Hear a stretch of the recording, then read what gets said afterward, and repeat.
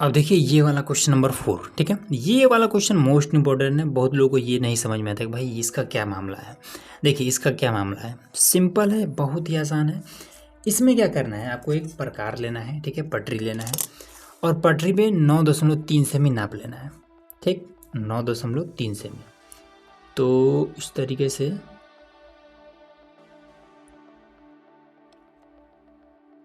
थोड़ा सा जगह ले करके और यहाँ तक है तो आपका 9, ये आपका 9। अब 3 इसमें और गिन लेना है, तो 1 2 और 3 यहाँ तक, ठीक है, यहाँ तक। और इसके बाद से 1 सेमी और आपको खींच लेना है, 10.3 तक लेके जाना है, 1 2 3 यहाँ तक, ठीक है, 10.3। अब 10.3 का आधा कितना हो जाएगा, तो 5.15, ठीक है, तो 5.15 लगभग में यहाँ पर आएगा, ठीक है। अब इसके बाद से क्या करेंगे कि यहाँ पर हम प्रकार की नोक रख करके और इस पर अर्धवृत्त खींच देंगे, ठीक है। तो चलिए खींच देते हैं। तो चलिए देखिए यहाँ पर हमने इसको, ये दूरी हमने भर लिया है इसमें। अब इसको हम इस तरीके से खींच देते हैं, ठीक है, इतना क्लियर हुआ। अब इसका कुछ नाम भी दे देंगे, ठीक है। नाम क्या देते हैं, इस बिंदु का नाम हम ए दे देते हैं, इस बिंदु का नाम हम बी दे देते हैं, कुछ भी नाम दे सकते हैं। और यहाँ पर क्या है, 9.3 सेमी यहाँ पर है ना, 1 सेमी तो ये हमने बढ़ाया है, तो इसका भी नाम कुछ हम सी दे देते हैं, ठीक। और ये हमारा केंद्र है, इसका नाम हम ओ दे देते हैं। बात क्लियर हुआ। अब ये जो सी है, इस पर हम चांदे की मदद से 90 डिग्री का कोण खींच देंगे, एक लंब खींच देंगे। चलो भाई ये भी काम कर देते हैं। तो यहाँ पर 90 और इसको अब मिला देंगे।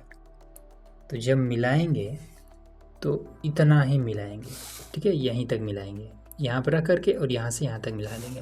अब यहाँ पर एक बिंदु मिला, इसका नाम हम ई दे देते हैं, ठीक है।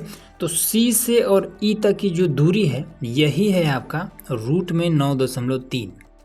बात क्लियर हुआ ना, यही वाली दूरी क्या है, रूट में 9.3। अब देखिए इस चीज़ को अगर आप 9 को रूट में अगर कहीं पर 9 है, इसको अगर आप बाहर निकालेंगे तो कैसे निकालेंगे, ये आपका तो 3 गुणे 3 हो जाएगा। तो इसको जब बाहर निकालेंगे तो ये आपका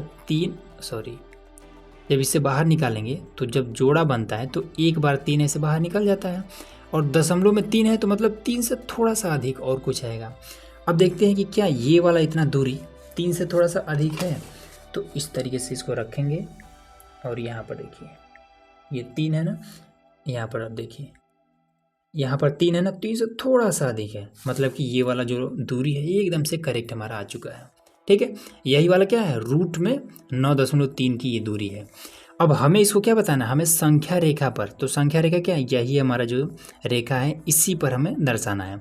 तो आप क्या करिए कि इस दूरी को, ये जो 9.3 है ये वाली दूरी, इसको आप इस तरीके से प्रकार में भर लीजिए। तो इसको थोड़ा सा हम भर लेते हैं ये, ठीक है, इस तरीके से भर करके, और या तो आप इधर खींच दीजिए या तो आप इधर खींच दीजिए। तो हम इधर ही खींच देते हैं, ये हम खींच देते हैं, ठीक, ये हमने खींच दिया। अब इसमें देखिए, अब यहाँ पर एक बिंदु मिला है तो इसको नाम हम देते हैं पी। तो पी से और सी तक की जो दूरी है यही है हमारा रूट में, पी से और सी तक की जो दूरी है यही है हमारा रूट में 9.3, बस, ठीक है। अब दिखाई दे रहा है, बस ये आपका कंप्लीट हो गया। लेकिन एक छोटा सा और काम कर लेंगे ताकि नंबर ना कटे। जो जो चीज़ आपने जैसे जैसे किया है वो काम आपको लिख देना है, ठीक है। लिखना कैसे, इस तरीके से लिख देना है, यहाँ पर लिखेंगे चरण, चरण, ठीक है। तो पहले चरण में आपने क्या किया है कि ए से सी तक, ए से सी तक, ए से सी तक 9.3 सेमी एक रेखा खींचा, रेखा खींचा। फिर सी से बी तक, फिर सी से बी तक 1 सेमी बढ़ाया। ठीक है, एकदम से अपने भाषा में लिखना है, ज़्यादा इसमें कुछ बनावटी नहीं लिखना। ठीक है, ऐसा नहीं कि जैसा हम लिख रहे हैं सेम टू सेम आप छाप दें, नहीं, आप अपने हिसाब से ही इसको लिखेंगे।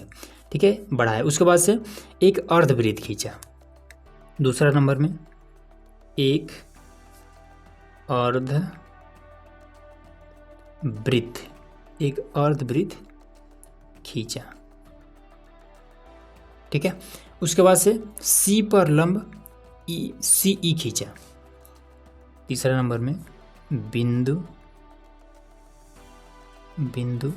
सी पर लंब सी ई खींचा।